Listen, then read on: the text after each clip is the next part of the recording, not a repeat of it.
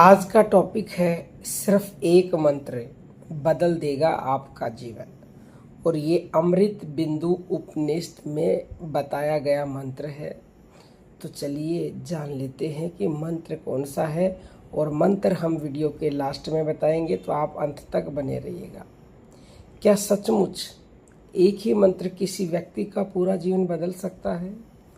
यदि यह केवल कोई प्रेरक वाक्य होता तो शायद नहीं, लेकिन जब यह वचन उपनिषद जैसे प्राचीन ज्ञान ग्रंथ से आता है, तब इसकी गहराई कुछ और ही होती है।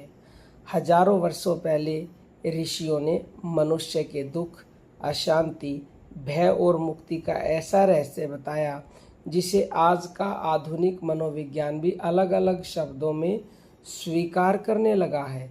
यही रहस्य अमृत बिंदु उपनिषद के एक प्रसिद्ध मंत्र में समाया हुआ है। उपनिषद कहता है, मन एव मनुष्याणाम कारणम बंध मोक्ष, बंधाय विषा आसक्तम मुक्तम निर्विषम स्मृतम। अर्थात मनुष्य के बंधन और मोक्ष दोनों का कारण मन ही है। विषयों में आसक्त मन बंधन का कारण बनता है, और विषयों से मुक्त, संयमित तथा आत्मा की ओर उन्मुख मन मोक्ष का कारण बन जाता है। जरा अपने जीवन पर ध्यान दीजिए।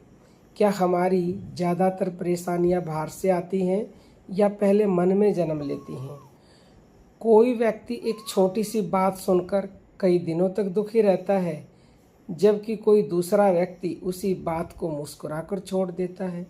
परिस्थिति एक जैसी थी, लेकिन अनुभव अलग अलग क्यों हुआ? क्योंकि घटना नहीं, मन की प्रतिक्रिया हमारे सुख और दुख का निर्माण करती है।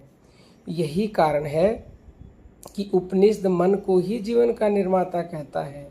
आज का मनुष्य धन, सफलता और सुविधाओं के पीछे दौड़ रहा है, फिर भी भीतर बेचैनी बनी रहती है।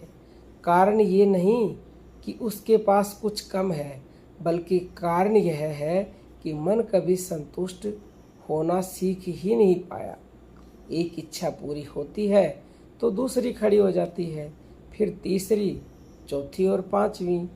इस प्रकार मन लगातार बाहर दौड़ता रहता है और व्यक्ति स्वयं से दूर होता चला जाता है। अमृत बिंदु उपनिषद संसार छोड़ने की शिक्षा नहीं देता, यह मन की दास्ता छोड़ने की शिक्षा देता है। परिवार में रहिए, अपने कर्तव्य निभाइए, पर इतना अवश्य देखिए कि कहीं आपका मन इच्छाओं, क्रोध, ईर्ष्या, भय और अहंकार का कैदी तो नहीं बन गया है। जिस दिन मन इन बंधनों से मुक्त होने लगेगा, उसी दिन भीतर शांति का अनुभव भी प्रारंभ हो जाएगा। ऋषियों ने मन को शांत करने के लिए ध्यान, आत्मचिंतन और भगवान के नाम का भगवान नाम स्मरण का मार्ग बताया है। संतों ने इसी सत्य को नाम जप, सुमरण और ईश्वर स्मरण के रूप में समझाया। जब मन बार बार परमात्मा की ओर लौटता है, तब उसकी चंचलता धीरे धीरे कम होने लगती है। बाहर की परिस्थितियां वही रहती हैं, लेकिन उन्हें देखने की दृष्टि बदल जाती है, और जब दृष्टि बदल जाती है तो जीवन भी बदलने लगता है।